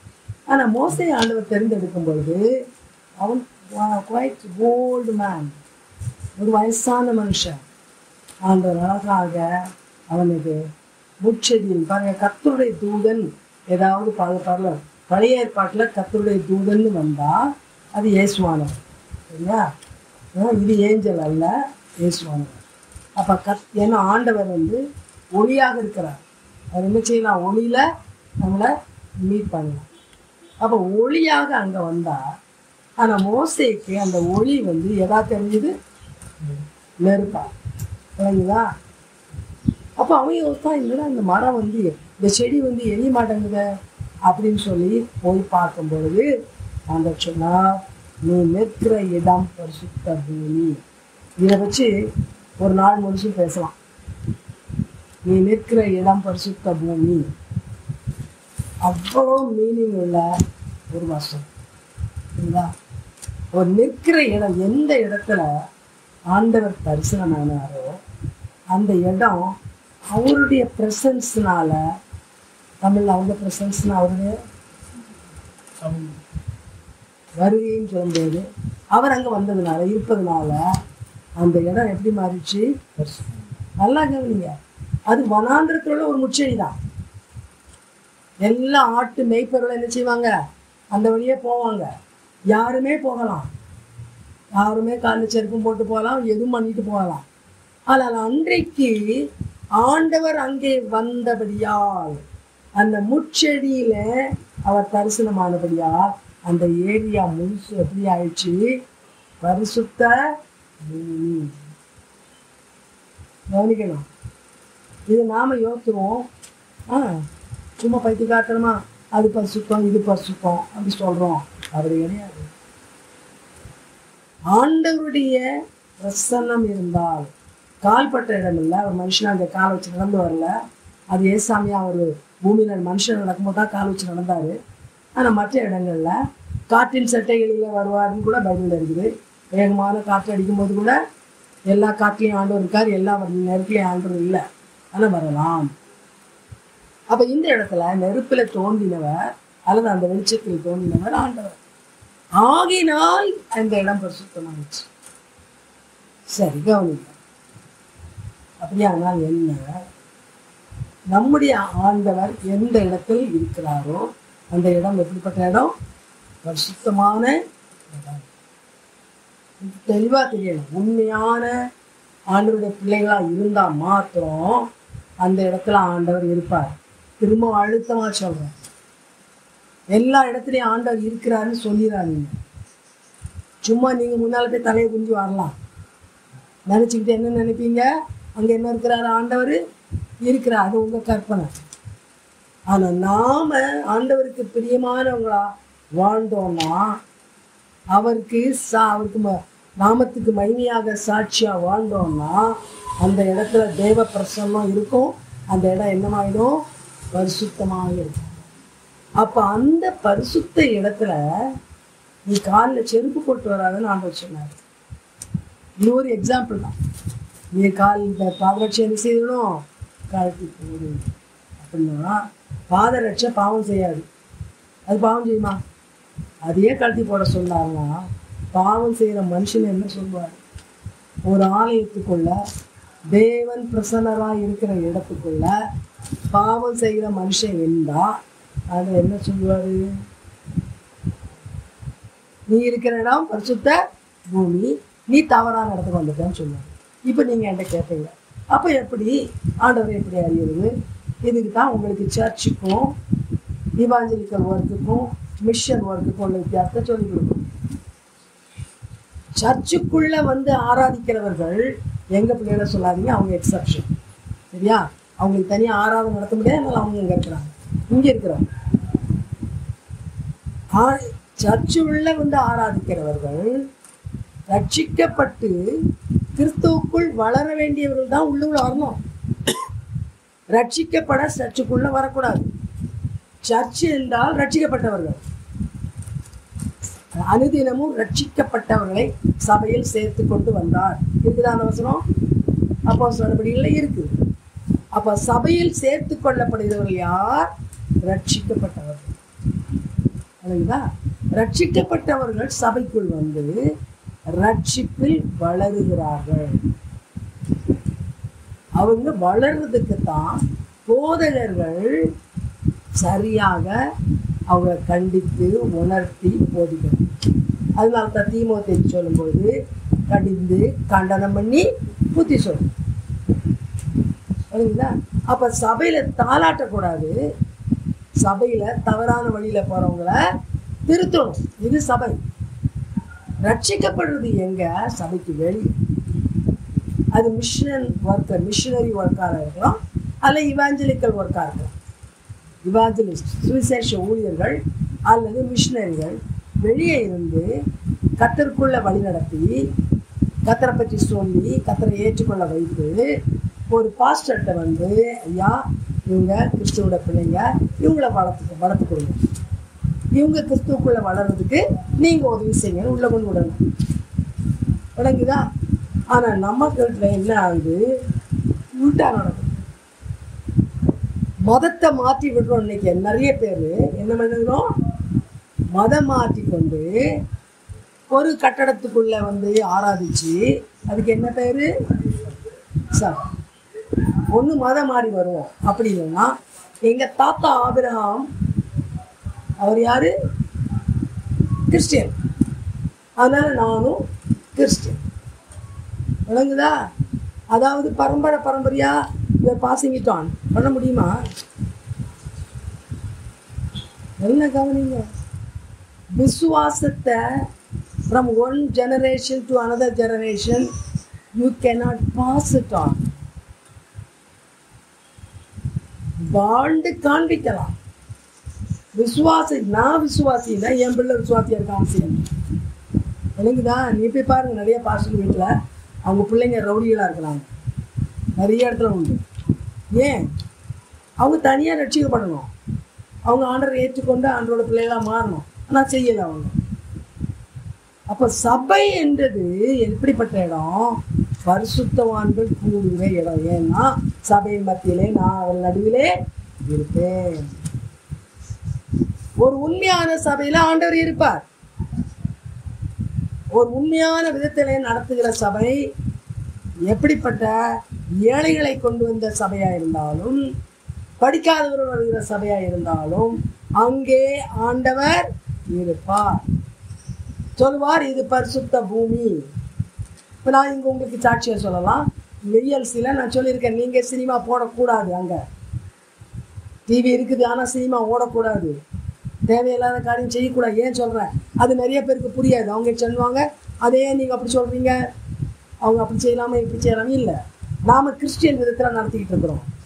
கிறிஸ்டியன் ஃபெய்த்து அவங்களுக்கு கூட கொண்டு வந்து அது மூலமாக அவங்கள மனதை மாற வைக்கிறோம். அந்த இடம் பரிசுத்தமான இடம். அங்கே பாவியன் வந்து சேர்ந்தாலும் அந்த இடம் பரிசுத்தமான இடம். ஏனென்றால் கர்த்தருக்காக டெடிகேட் பண்ணியிருக்கிறோம். அதான் நான் எப்போதும் சொல்லுவேன், காட்ஸ் பிரசன்ஸ் இஸ் தேர். உள்ளே இருக்கிறவங்க பரிசுத்தமானவங்களும் எனக்கு அது தெரியாது. ஆனால் that place always is holy because God is there. அதுக்குதா? அப்போ அந்த இடத்துல போய் நீங்கள் சினிமா காட்சி போடலாமா? போடக்கூடாது. அங்கே சாண்டா கிளாஸை கொண்டு வரலாமா? கொண்டு வரக்கூடாது. விளங்குதா உங்களுக்கு? இதுதான் எங்கள் பிரின்சிபல். நாங்கள் ஃபெனாட்டிக்ஸும் இல்லை, லுனாட்டிக்கும் இல்லை.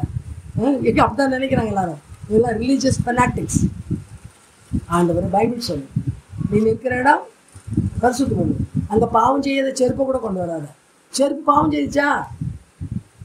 பாவம் செய்யாத செருப்பே வரக்கூடாதா? பாவம் செய்யாத மனுஷன் வரலாமா? சொல்லுங்க பதில். எப்படி வரலாம்? அது என்ன பண்ணிச்சுப்பா? நீ முள்ளில் மிதிச்சா அது முள்ளில் போகும், நீ கல்லில் மிதிச்சா அது கல் மேலே ஏறும். ஆனால் நீ உள்ளே வரும்போது அதை கலத்தி போடுன்னு சொல்கிறோம். ஏன்னா அது அழுக்கு. போட்டிருக்க ஆள் மட்டும் ரொம்ப சுத்தமாக. புரியுதா? அதனால தேவனுடைய ஆலயம் பரிசுத்த ஆலயம். நீங்களே அந்த ஆலயம். இந்த ஆலயத்துக்கு பரிசுத்தமானவர் வந்து ஆராதித்து கர்த்தரை மகிமைப்படணும், கிறிஸ்துவுக்குள் வளரணும். அப்படி இல்லாதவங்களுக்கு இங்கே வந்தால் சொல்லி கொடுக்குற தலைக்கு மேலே போகணும். இதை புரிஞ்சுக்கிட்டீங்கன்னா இந்த செய்தியை அன்சப்ஸ்கிரைப் பண்ண மாட்டீங்க. வணங்குதா? சபைக்குள் செய்ய வேண்டியதை செய்து கொண்டு இருக்கிறோம். சபைக்குள் வருகிற விசுவாசிகளை வளர்த்து கொண்டிருக்கிறோம். அதுதான் முறை. சபைக்குள்ள வந்தா வளரணும். வளராத மரமண்டைகள் வந்து நான் ஏதாவது சொல்லிவிட்டேன்னா அதுக்கு நம்ம பொறுப்பு இல்லை, பாஸ்டர் பொறுப்பு இல்லை. புரியுதா? ஆனால் உண்மையில இருக்கிறவங்க, உண்மையான ஆசையோடு கேட்குறவங்க கட்டாயம் என்ன செய்வாங்க? வளருவாங்க. இங்கே சொல்லித்தரோம். அப்படித்தான். அப்போ பரிசுத்த பூமி, ஆண்டவர் நிற்கிற இடம் எதுவானாலும், தேவன் இருக்கிற இடம் எதுவானாலும் அது என்ன பூமி? பரிசுத்த பூமி. வழங்குதா? இதை நாம் அழகா தெரிஞ்சுக்கணும். நம்ம சொல்றோம் பரிசுத்தர் பரிசுத்தர்னு பரலோகம் பாடிக்கொண்டிருக்காங்க. பரலோகம் பரிசுத்தம். ஆண்டவர் சொல்ல, உன் வீடை பரிசுத்தமாக்கு, நீ உன் வீட்டை பரிசுத்தமாக்கு. சும்மா கிறிஸ்து இந்த வீட்டுக்கு தலைவர், அங்கே சாத்தானா இருப்பான். ஆனால் போர்டு என்ன சொல்லும்? கிறிஸ்து இந்த வீட்டுக்கு தலைவர். ஏன்னா காலம் வந்து சாயங்காலம் வரைக்கும் சீரியலு பொரியல் எல்லாமே ஓடும். அங்கே எப்படி கிறிஸ்து வருவாரா? இதுக்கு தான் பாஸ்டர்ஸ் என்ன பண்ணுறது? சின்ன பார்க்கலாம், அதெல்லாம் ஒன்றும் தப்பு இல்லை. என்ன பார்க்கலாம்? நல்ல படம் பார்க்கலாம், நக்மான் நடிச்சா பார்க்கலாம். புரியுதா உங்களுக்கு? இது அவங்களுடைய தத்துவம். இது பப்ளிக்கல் டீச்சிங் கிடையாது. பைபிள் என்ன சொல்லுது? நீ கிறிஸ்துவனுடைய பிள்ளையா, உன் சரீரமே பரிசுத்தம். நீ கிறிஸ்துவனுடைய பிள்ளையா, நீ கூடி ஆராதிக்கிற இடம் ஏன்னா நான் அங்கே வந்துடுவேன்.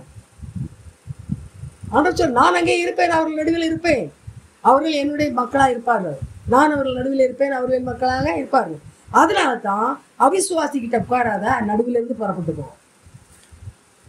அவிசுவாசியோட ஃப்ரெண்ட்ஷிப் வச்சு அங்கே உட்கார்ந்துருக்காரு, அங்கேருந்து புறப்பட்டு போ. அது உன்னுடைய இடம் இல்லை. இல்லைங்களா? பெரிய காரியம். இந்த ஒரு வசனத்தை வச்சு நீங்க உள்ள தோண்ட உங்களை ஆண்டவர் உங்களோட பேசுவார். எவன் ஒருவன் கிறிஸ்தவன் பரிசுத்தத்துக்கு இடம் கொடுக்கலையோ, அவனுடைய நோக்கம் அசிங்கமாவோ, அவனுடைய செயல்கள் அசிங்கமா இருக்குதோ, அவன் என்னதான் பைபிள் நாலேஜ் பார்த்தாலும் அவன் கிறிஸ்துவனுக்கு காணியாட்சிக்கு புறம்பானவன். கிறிஸ்துவனுடைய காணியாட்சிக்கு புறம்பானவன். அங்க சொந்தமே இல்லை. அவனுக்கு சொந்தம் பாராட்டக்கூடாது. நீங்க சொல்லலாம், I am a member in Gilgal சர்ச்னு, ஃபெலோஷிப்னு. ஆண்டவர் உங்களை ஏற்றுக்கிட மாட்டாங்க. நீங்க சொல்லிக்கலாம். நீங்க சொன்னதுனால நீங்க அப்படி மாறிட மாட்டீங்க. கர்த்தர் உங்களை ஏற்றுக்கொள்ளணுமா? இது என்னுடைய பிள்ளை, தூங்கக்கூடாது. தூங்குது பாரு. ஆண்டவர் சொல்லணும், இது என்னுடைய பிள்ளை, நான் தெரிந்து கொண்ட பிள்ளை. என்னுடைய நாமம் தரிக்கப்பட்ட ஆலயத்திலே என் நாமம் தரிக்கப்பட்ட மக்கள் கூடி வந்து என் நாமத்தை உயர்த்துகிறார்கள். விளங்குதா? அப்ப சர்ச் என்பது எவ்வளவு புனிதமான ஒரு இடம் பார்த்தீங்களா? இதை யோசிக்கணும். நம்ம இன்னைக்கு அதுக்குள்ள நம்ம வேண்டாத காரியங்கள்லாம் பண்ணிட்டு இருக்கிறோம்.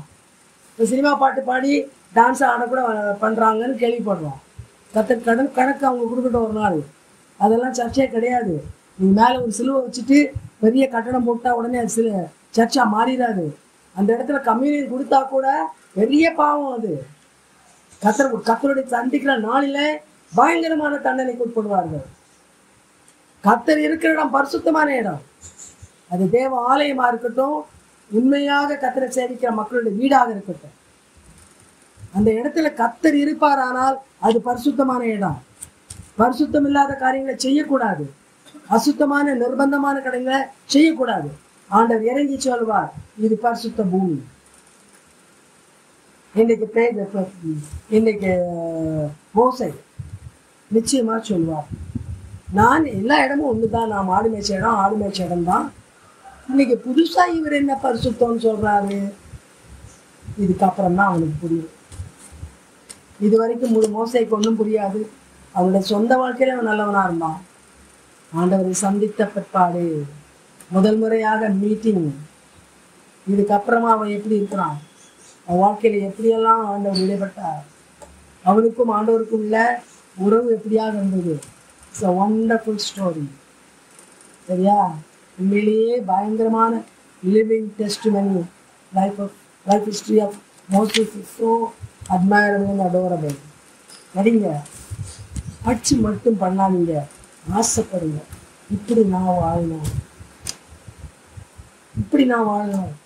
அந்த நாட்களில் படித்து வாசித்து அதாவது ரட்சிக்கப்பட்ட பிற்பாடு தான். அதுக்கு முன்னாடி இதெல்லாம் நமக்கு பிடிக்காது, ஏதோ வாசிப்போம் கடமைக்கு, அவ்வளோதான். ஆண்டவர் தூண்டினார். கிறிஸ்தவ வாழ்க்கை இப்படி இருக்கணுமா, ஆண்டவரோட இப்படி உறவு இருக்கணுமா, அதுதான் சாட்சி உள்ள வாழ்க்கையா? இது ஆண்டவர் காண்பிக்க ஆரம்பித்தாரு. ஆகையினால நாம் என்ன சொல்லுவோம், என் ஹஸ்பண்ட் சண்டைக்காரனால நான் சண்டை போடுறேன். இல்லை, ஹஸ்பண்ட் சண்டைக்காரனா இருந்தா நீ தாழ்ந்து போ. அந்த வீட்டு சமாதானத்தை நீ மெயின்டைன் பண்ணு. ஏன்னா நீ ஆண்டவரை ஏற்றுக்கொண்டிருக்கேன்னு சொல்ற. ஆண்டவரை ஏற்றுக்கொண்டிருக்கேன்னு சொல்லும் பொழுது நீ இறங்கி போகணும், தாழ்ந்து போகணும், பொறுமையா இருக்கணும். அந்த வீட்டுல சமாதானம் இருக்கணும், தேவ சமாதானம். அப்பதான் நீ கிறிஸ்டியன். புரிஞ்சுதா? எந்த இடத்துலயானாலும் பொறுப்பு நம்முடையது, நாட் செகண்ட் பர்சன்.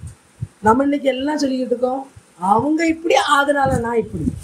ஆண்டவர் சொல்வார், நரகத்தை தூக்கி போட்டு அவங்க அப்படியே அங்க போனாங்க, நீ இப்படி இங்க போ, தூக்கி உள்ள போடுவார். நீ கிறிஸ்டியன் என்பதை காட்டு.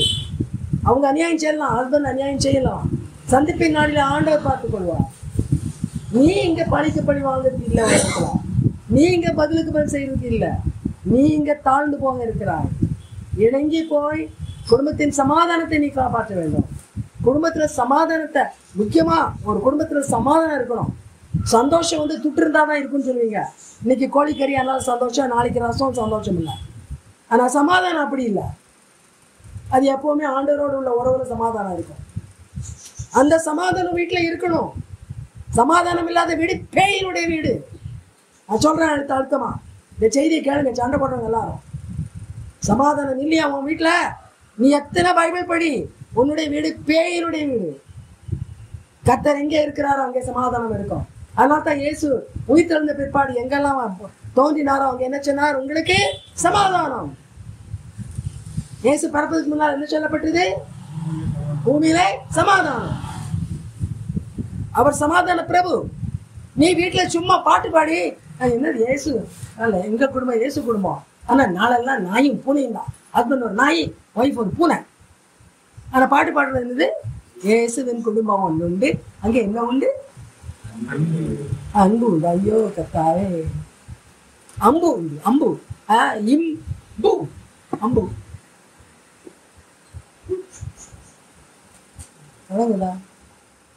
புரியும் நினைக்கிறேன்.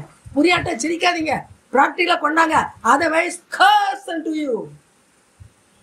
God will punish you. No, I'm not going to do that. God is saying, don't be a hypocrite. Don't have double act. You say you are a Christian, act upon a Christian principle. இயேசு உன் வீட்டில் இருக்கிறார் என்பதை உன்னுடைய வாழ்க்கை காட்டட்டும், உன் பண்பு அன்பு காட்டட்டும். அப்படி இல்லாவிட்டால் நீ கிறிஸ்டியன் சொல்லாத. இயேசு கிட்ட வரதுக்கு கூட நீ லாய்க்கல. இது நான் பரிசுத்த தேவன் கிட்ட வராதுன்னு சொல்லுவாரா? நம்ம தான் சொல்லிக்கணும். இம்மானுவேல் உங்க கூட எல்லாம் இருக்க மாட்டார். பரிசுத்தமா இருந்தா தான் கூட இருப்பார். சரியா? சில பேர் சொல்றது, நான் இந்த குறும்பு பண்ண போறேன், என் கூட வரீங்களா? வருவார். குறும்பு பண்ணும்போது ஏன் வர போறாரு? எந்த குறும்பு பண்ணும்போது கூட வர மாட்டார். அவர் பரிசுத்தர். அவருக்கு நம்ம இருக்க பிள்ளைகள் நினைச்சாலும் பரிசுத்தமா இருக்கணும். உங்க வீட்டுல ஆண்டவர் வேணுமா, வீட்டை பரிசுத்தமா வச்சுக்கோ. திருத்தனமா சினிமா பார்க்காத, வாலிப பிள்ளை போனோகிராஃபி பார்க்காதீங்க. பார்த்தீங்கன்னா நீங்க ஆண்டவரோட பிள்ளைகள் இல்லை, நீங்க பேயினுடைய பிள்ளைகள். பேய் தான் அதெல்லாம் செய்யும். புரியும் நினைக்கிறேன். நீ சிரிக்காத, நீயும் அப்படிதான் சாத்தானுடைய பிள்ளை தான். அதான் சண்டை போடுற. ரைட், ஜெபம் பண்ணலாம். ஸ்தோத்திரம் ஆண்டவரே கர்த்தாவே, மோசையை கொண்டு நீ எங்களோட பேச்சின வார்த்தைகளுக்காக ஸ்தோத்திரம். பரிசுத்த வாழ்க்கை, தேவனுடைய பிள்ளைகளாக வாழ்கிற வாழ்க்கை எப்படிப்பட்ட வாழ்க்கை என்பதை கர்த்தாவே மோசையின் மூலமாக நாங்கள் கொஞ்சம் கொஞ்சமாக தெரிந்து கொள்ள போகிறோம். இன்றைக்கு முகவுரையாக சில காரியங்கள் சொன்னீர், ஆனாலும் அது ஆழமான சத்தியமாக இருக்கிறது. எங்கள் வாழ்க்கையை மாற்றக்கூடிய சத்தியமாக இருக்கிறது. அநேக இடங்களில் எங்கள் கண்கள் திறந்தது. ஏனென்றால் பேசுகிறவர் ஆவியானவர். ஆவியானவர் எங்கே உண்டோ அங்கே விடுதலை உண்டு. அந்த விடுதலையை நீர் கொடுக்க விரும்புகிறீர், கொடுக்க இறங்கி வந்திருக்கிறீர். கில்கால் ஃபெலோஷிப்ல இருக்கிற மக்கள் ஒவ்வொருவரும் உணரட்டும். வெளியே இருந்து கேட்கிற ஒவ்வொருவரும் உணரட்டும். மாய்மாலமாக நான் கிறிஸ்தவன் என்று சொல்லக்கூடாது. நான் சபை போதகன், நான் சபையினுடைய அங்கத்தினன், நான் சபையில இப்படி அப்படி ஒன்றும் கிடையாது. பரிசுத்த வாழ்க்கை வாழ வேண்டும். கர்த்தர் தன்னோடு இருக்க வேண்டுமானால், தன் வீட்டிலே கர்த்தர் இருக்க வேண்டுமானால், தன்னுடைய திருமணத்தில் கர்த்தர் இருக்க வேண்டுமானால் பரிசுத்தராய் வாழ வேண்டும். ஒவ்வொருவரும் புரிந்து கொள்ள கிருபை தாரும் சுவாமி. ஒவ்வொருவரும் புரிந்து கொள்ள கிருபை தாரும் அப்பா. கர்த்தாவே, ஏராளமான மாய்மால கிறிஸ்தவர்கள் அப்பா, ஒவ்வொரு மனம் திரும்பட்டும். ஒவ்வொரு மாய்மால கிறிஸ்தவனும் மனம் திரும்பட்டும். தன்னைத்தானே சோதித்து அறியட்டும்.